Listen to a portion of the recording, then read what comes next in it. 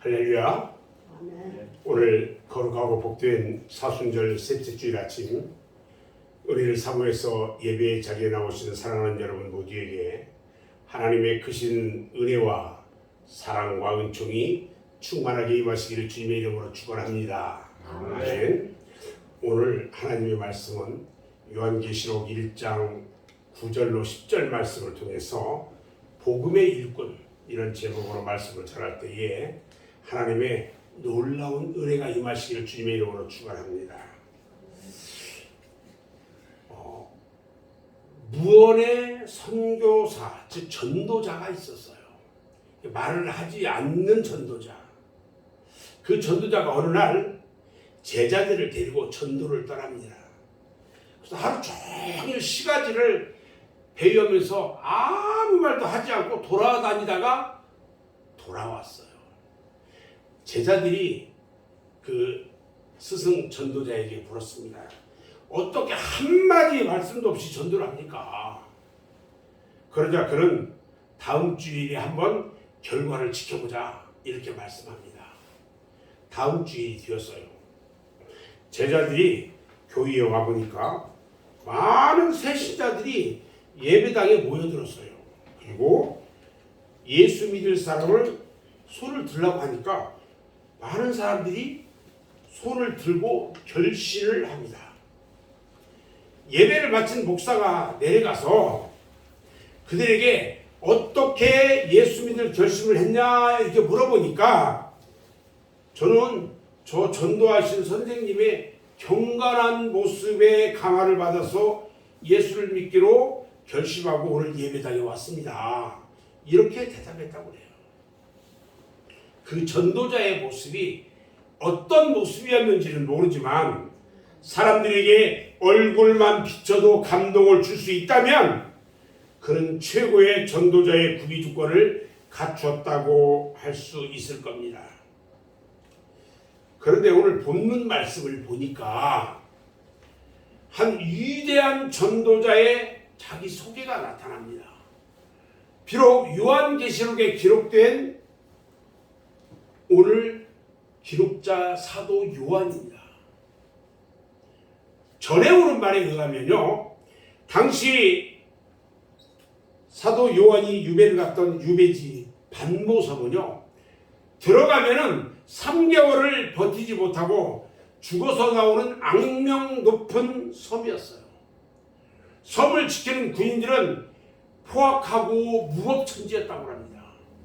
그런 가운데 요한이요, 그 노인네 노구의 몸을 이끌고 반모섬 채석강에서 1년 반 동안 노동을 하는 사이에 그 흉악했던 섬이요, 요한을 통해 가지고 간수들과 죄소들이 예수의 복음을 받아들이고 평화의 섬으로 다 변화되고 바뀌었다고 합니다.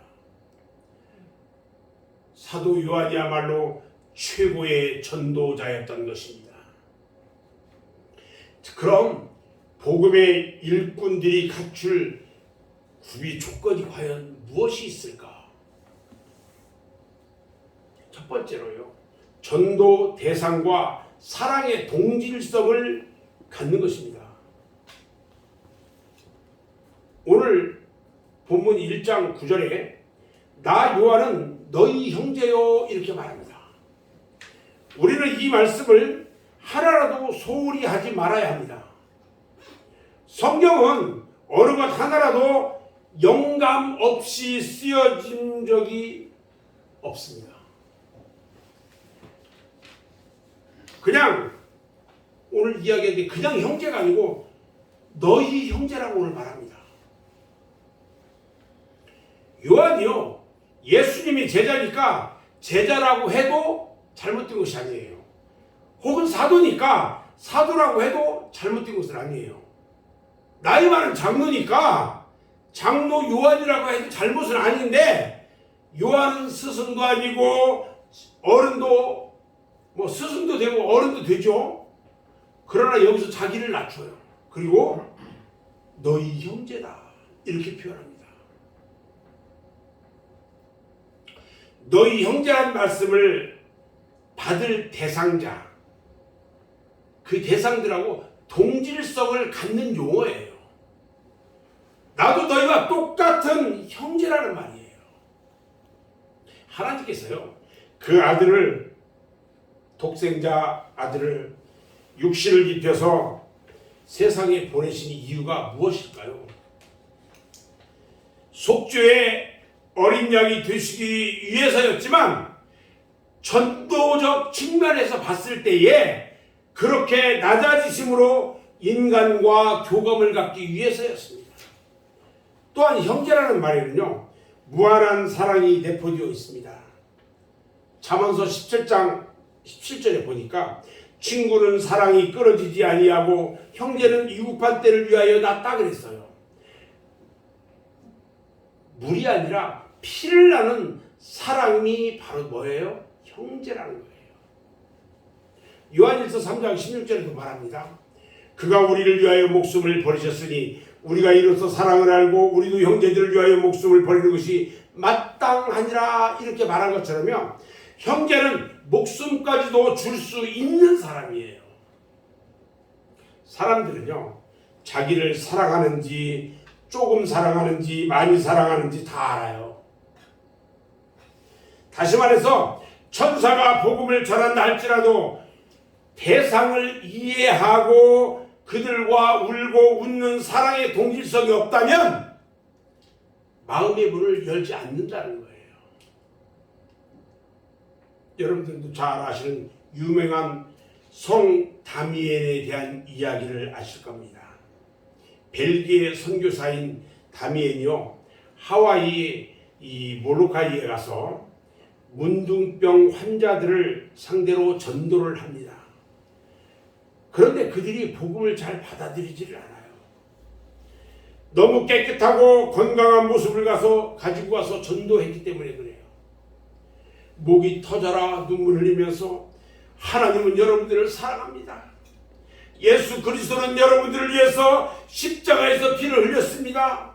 암만 떠들어도요, 하나님이 사랑하신다면 왜 우리들이 지금 이럴까요? 하면서요, 콧방귀를 뀌고 듣지 않았어요. 더구나 항상 기뻐하세요, 쉬지 말고 기도하세요, 범사에 감사하세요, 이게 외치니까요, 사람들이요, 그 문둥병자들이 당신이 우리처럼 썩어 문드러진 사람이 아니니까 그런 소리를 합니까? 정말 우리처럼 병들어 터지고 손가락이 떨어져 나가고 보지 못하고 비참한 운명 속에 있다면 그럴 수 없을 겁니다. 당신이 나가서 잘 사시오. 그러면서 마음의 문을 열지 않는 거예요. 그만큼 그들의 마음의 상처가 크기 때문이에요. 그래서 다미엔이 기도합니다. 하나님, 저도 저 사람들처럼 문둥병자가 되게 해주세요. 그리고는요, 피하려고 하는 저 사람들의 손을 붙잡고요, 함께 먹고 마시고 살을 비비며 함께 살면서요, 자신도 문둥병자가 됩니다. 그리고 그 사람들과 똑같은 처지가 되어가지고 고름을 짜면서 그들에게 전도하기 시작합니다. 그랬더니 그제서야 문둥병 환자들이 눈물을 흘리면서 당신이야말로 진정한 하나님의 종입니다, 이렇게 마음의 문을 열었다고 합니다. 여러분들이 잘 아는 사도 바울은요, 이방 땅에서는 이방인처럼 살면서 전도했고요, 유대인에게 가서는 유대인처럼 살면서 전도했습니다. 이 동질성이 중요해요. 이 동질성은요, 사랑에서부터 비롯되는 것입니다. 그래서 고린도전서 13장 1절에 내가 사람의 방언과 천사의 말을 할지라도 사랑이 없으면 소리나는 구리와 울리는 꽹과리가 된다 그랬어요. 이처럼 복음 전도는요, 그 복음의 대상과 동질성을 가지고 함께 울고 웃을 수 있는 그런 사랑이 아니고는 불가능한 것이라는 겁니다. 그렇다고 천박해져야 한다, 이런 뜻은 아니에요. 지도자로서 고결한 언어와 품행을 갖춰야 하고요, 하나님께서 입혀주신 결코 무시할 수 없는 영적 권위가 흘러야 합니다. 자신을 너희 형제라고 소개했던 사도 요한의 말 속에 이런 깊은 의미가 담겨 있는 것입니다. 두 번째, 전도자는 복음을 알고 복음을 체험해야 합니다. 오늘 본문 9절 중반에 예수의 환난과 나라와 참음에 동참하는 자라 이렇게 말합니다. 원문에는 보니까요, 앞에 형제라는 말과 동참하는 자가 한 관사로 묶여 있어요. 그래서 그 연관성을 잘 나타내주고 있어요. 다시 말하면 요한이 성도들의 사정을 누구보다 잘 아는 것처럼 예수 그리스도에 관해서도 그렇다는 겁니다. 이와 같이 요한은요, 예수님을 누구보다 잘 알았고요, 복음을 정확히 이해한 사람이었어요. 사도 요한은 예수님의 품에 안겨서 예수님의 음성을 듣고 예수님의 따뜻한 사랑과 심장 뛰는 소리를 들으면서 예수님의 십자가 아래까지 따라가서 예수님의 어머니 마리아를 부탁받은 유일한 제자이기도 합니다. 요한일서 1장 1절에 말합니다. 태초부터 있는 생명의 말씀에 관하여는 우리가 들은 바요, 눈으로 본 바요, 자세히 보고 우리의 손으로 만진 바라 그랬어요. 예수님의 12제자 중 유일하게 순교하지 않은 제자입니다. 그리고 그는 산 순교자였어요. 누구보다 온갖 고난을 한 몸에 받은 사도였던 겁니다. 사도 요한은 환난의 은혜를 아는 자였어요. 사도 베드로가 사도 요한을 말하면서 쓴 베드로전서 1장 7절로 9절 말씀에 이렇게 말합니다. 너희 믿음의 확실함은 불로 연단하여도 없어질 금보다 더 귀하여 예수 그리스도께서 나타나실 때의 칭찬과 영광과 존귀를 얻게 할 것이니라. 예수를 너희가 보지 못하였으나 사랑하는도다 이제도 보지 못하나 믿고 말할 수 없는 영광스러운 즐거움으로 기뻐하니 믿음의 결국 곧 영혼의 구원을 받음이라 말씀하셨던 것처럼요, 참 믿음을 소유한 연단을 통과한 사도였음을 우리는 알 수 있어요. 그뿐 아니라 나라에 동참하는 자였다고 했습니다. 나라는요, 바실레이아, 즉 하나님의 나라를 말하는 겁니다. 천국의 체험자라는 말이에요.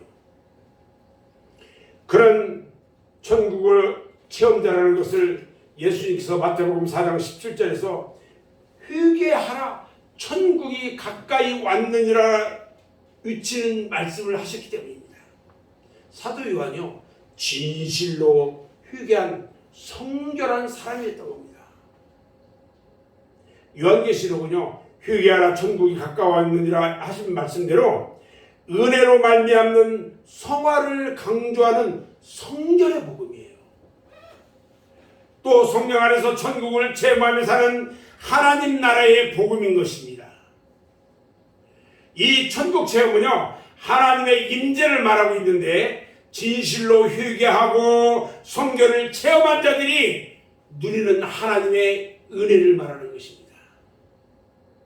사실 우리들의 모습을 보면요, 성결의 복음을 전하기는 하지만 자신은 얼마나 노력하고 있는지, 또 하나님 나라를 말하고 있지만 마음속에 얼마나 하나님 나라로 충만한지 봤을 때에 부족하기만 하고 우리들의 단점이기도 합니다. 그러나 진실로 그렇게 할 수 있을 때에 우리는 그 전도자처럼 지나가기만 해도 전도가 되고요, 요한처럼 그 어떤 사람도 변화시킬 수 있는 하나님이 더불어 역사하시는 사람이 될 수 있을 거라는 겁니다. 그리고 참음이라고 그랬어요. 참음이라는 것은요, 그리스도의 십자가의 인내를 가리켜요. 그리스도를 위해서 죽기까지 희생하는 깊은 사랑을 가졌다는 것입니다. 그러므로 예수의 환난과 나라와 참음에 동참하는 자, 그만큼 하나님의 은혜를 많이 경험한 자라는 뜻이기도 하다는 것입니다. 왜냐하면요, 디모데전서 2장 11절 말씀처럼 주와 함께 죽었으면 또한 함께 살 것이요 참으면 또한 함께 왕노릇 할 것이다. 우리는 십자가의 주님과 함께 죽고요, 주님의 부활과 함께 우리는 함께 살아요. 그리고 영원히 하늘나라에서 왕노릇 할 것입니다. 아멘. 세 번째요, 전도자는 복음 전도에 목숨을 걸어야 합니다.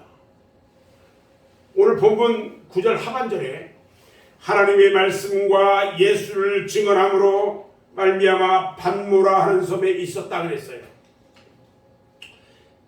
반모섬은요, 사도 요한이 죄수로 보내졌던 유배지였어요. 반모섬은요, 요한이 목회하던 에베소에서 남쪽으로 약 90km 떨어져 있는 지점에 있고요, 에게해의 이 스포라데스 군도의 한 섬이에요. 오늘날에는 이 팔모사라고 불리는데 길이가 17km고요, 너비가 10km예요. 중간 부분은 너비가 1km밖에 안 되는 아주 작은 섬이에요. 어느 한 곳 나무 한 그루 발견하기 어려운 악산으로 이루어진 섬이에요. 악산이에요. 그런데 요한이 하나님의 말씀과 예수를 증언하다가 로마 황제 도미토니아누스의 미움을 받아가지고 이곳에 귀양을 오게 됩니다. 전에 오는 말에 의하면요, 요한에게 독약을 먹였는데 죽지 않았다고 그랬어요. 그리고 기름가마에다 집어 던졌는데 그 펄펄 끓는 기름가마에서 튀겨져 나왔대요. 그리고 아무렇지도 않았다고 그래요. 그 반모섬 역시 3개월을 버티지 못하고 죽어서 나올 만한 그런 험한 곳이었어요. 사도 요한이 노구의 몸을 이끌고 반모섬 채석장에서 1년 6개월 동안 중노동을 하면서 핍박을 받았는데 선한 싸움은 포기하지 않았어요. 그래서 그 포악한 간수와 죄수들을 복음으로 변화시킬 수가 있었어요. 사도 요한은 복음 전도에 자기 목숨을 걸었던 것이에요. 여러분이 잘 아는 사도 바울도 그랬어요. 사도 바울은 사도행전 20장 23절 24절에서 오직 성령이 각 성에서 내게 증언하여 핍박과 결박과 환난이 나를 기다린다 하시나 내가 달려갈 길과 주 예수께 받은 사명 하나님의 은혜와 복음을 증언하는 일을 마치려 하면은 나의 생명조차 조금 더 귀한 것으로 여기지 아니했다 그랬어요. 전도할 때 생명 바치겠다는 거예요. 정말 전도자는요, 말씀에 생명을 걸어야 합니다. 성경 연구에도요, 생명을 걸어야 하고 복음 전파에도 생명을 걸어야 합니다. 평생의 메시지가 나쁘다는 말은 듣지 않아야 된다는 거예요. 은혜가 없다는 말 듣지 말아야 합니다. 행실에 있어서도 무범적이어야 합니다. 우리가 신실한 하나님의 종의 모습을 보일 때에 그 누구도 함부로 할 수 없는 것입니다. 네 번째, 하나님을 경외하는 삶이 갖추어져야 합니다. 오늘 본문 1장 10절에요. 주의 날에 내가 성령에 감동되어 이렇게 말합니다. 요한이 계시를 받는 날이 주일날이었어요. 여기 복음의 사명이 주어진 날이 주의 날이었는데 이것과 깊은 의미가 같이 있어요. 다시 말해서 계시록이요, 주일날 주어졌다는 것은 역사적 시간을 알려주기 위한 것이 아니라 우리의 삶이 매일 주의 날이 될 때에 비로소 성령 충만하게 쓰임을 받을 수 있는 복음의 일꾼이 될 수 있다는 것을 우리에게 말해주고 있다는 것입니다. 성경에서 주의 날은 어떤 날일까요? 구약에서는요, 여호와의 날로 표현했는데 여호와 하나님이 침묵을 깨고 나타나시는 날이에요. 그리고 악을 심판하시는 날이에요. 주의 날이. 잘 하셔야 돼요. 그런데 이 심판도 잘 알아야 돼요. 심판은요, 문자적으로 보면은 범죄한 이스라엘과 이방 나라에 대한 심판이지만 신령한 의미로 봤을 때는 성령이 임하셔서 마음의 죄악을 심판하고 소멸하시는 날이기도 하다는 것입니다. 그래서 요엘서 2장 28절에 그 후에 내가 내 영을 만민에게 부어주겠다고 했어요. 내 영을 만민에게 부어주겠다. 그리고 요엘서 2장 30절에 내가 이적을 하늘과 땅에 베풀리니 곧 피와 불과 연기 기둥이라. 여호와의 크고 두려운 날이 이르기 전에 해가 어두워지고 달이 빛빛같이 변하려니와 누구든지 여호와의 이름을 부르는 자는 구원을 얻으리라. 할렐루야. 아멘. 여러분, 이런 주의 권능의 은혜가 가만히 있어도 임할까요? 시편 110편 3절에요. 주의 권능의 날에 주의 백성이 거룩한 옷을 입고 즐거이 헌신하니 새벽 이슬 같은 주의 청년들이 주께 나오는도다 말씀합니다. 그러니까요, 몸과 마음을 다 바쳐서 하나님을 경외하고 예배하고 사랑할 때에 주님의 권능과 은혜가 임하는 것입니다. 아멘. 아멘. 주의 날은요, 나의 날이 아니라 그냥 쉬고 노는 날이 아니라 하나님의 날이에요. 하나님께서 높임을 받으시는 날입니다. 주일이요, 일주일 내내 일했으니까 그냥 쉬고 노는 날인가요?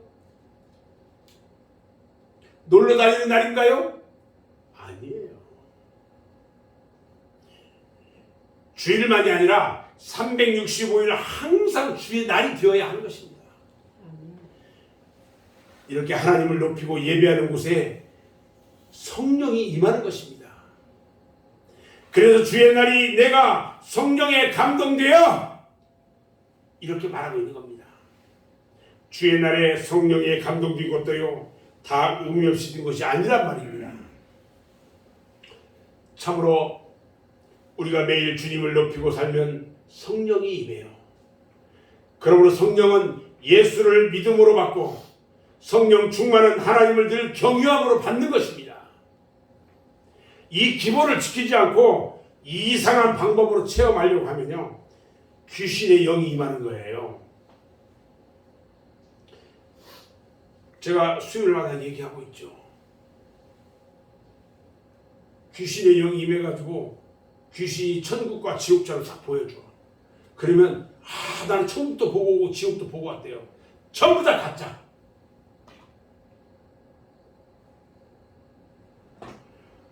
그래서 주의 날처럼요, 매사에 주님을 온전히 높여야 합니다. 찬양과 경배를 마음을 다해서 드리고요, 하나님과 그의 말씀 앞에 엎드리고요, 겸손하게 말씀에 순종해야 합니다.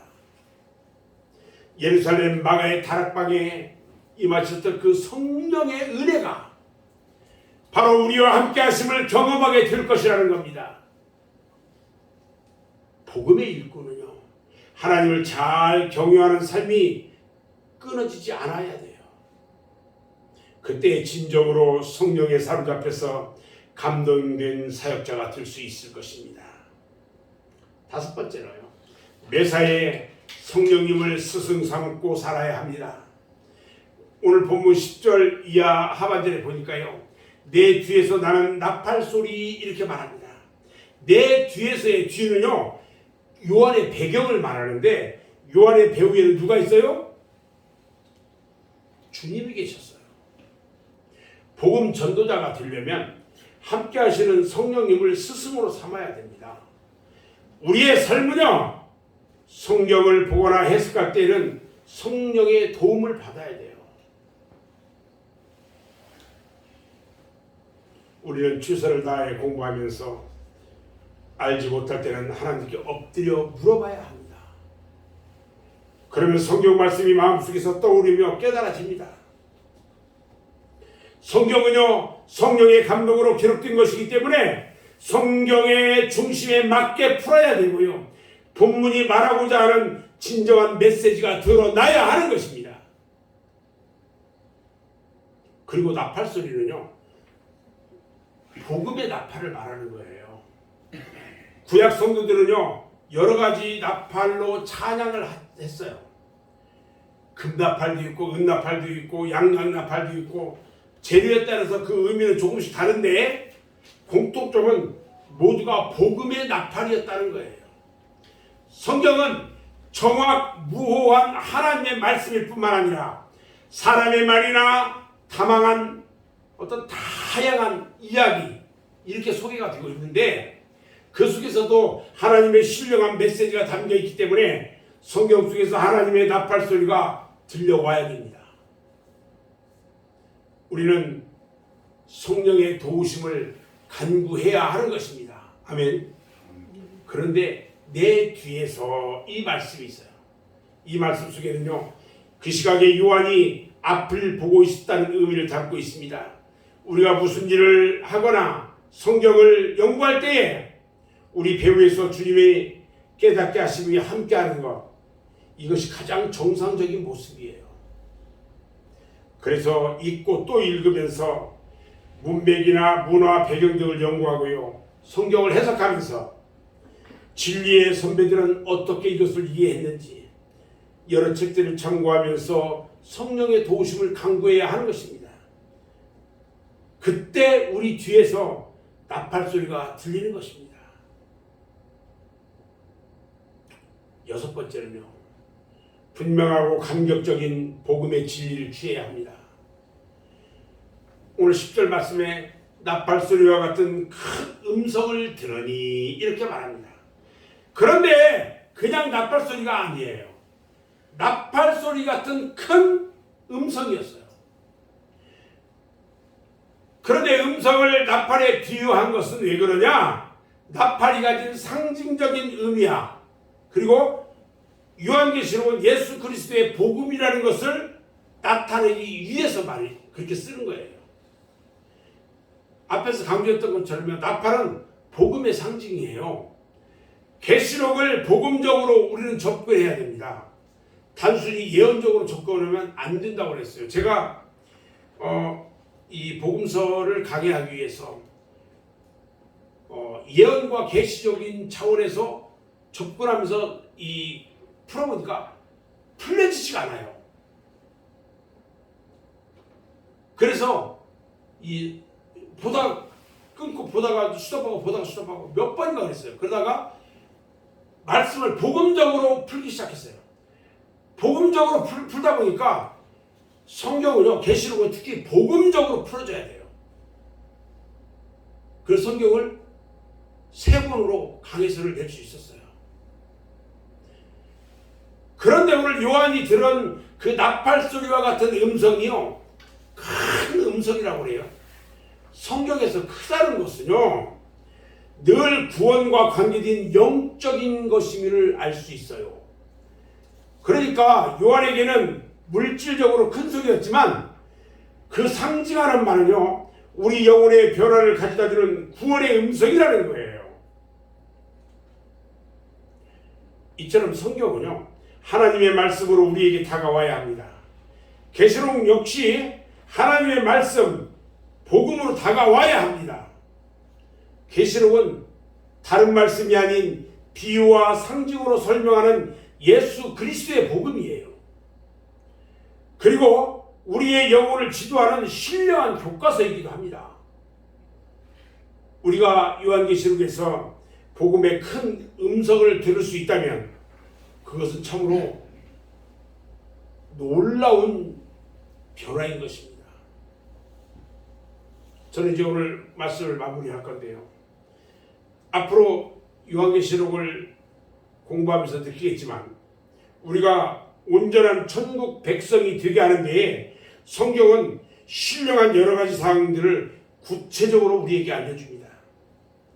하나님의 나라나 신론, 이 죄론, 구원론, 기독론, 교회론, 종말론, 보혈, 십자가, 교회, 성령, 여러 가지가 있어요. 성경 곳곳에 흩어져 있는 진리들을 간추려 가지고 우리 영혼이 성화에 이르도록 구체적으로 앞으로 지도합니다. 따분하기만 한 성경 말씀이요, 성령의 감동으로 깨달을 뿐만 아니라 나의 구체적인 영혼의 문제를 지도해 주고요, 실제로 나에게 다가오게 될 때에 그 기쁨과 감동은 세상 그 어떤 것보다도 더할 것입니다. 특히 요한계시록이요, 베일에만 쌓여 있지 않고요, 신령한 교과서처럼 우리에게 구원과 성화와 하나님 나라의 복음으로 다가올 때에 그 큰 감동은 이루 표현할 수가 없을 거예요. 사랑하는 여러분, 날마다 성경을 보면서 우리의 모든 삶이 성령의 스승을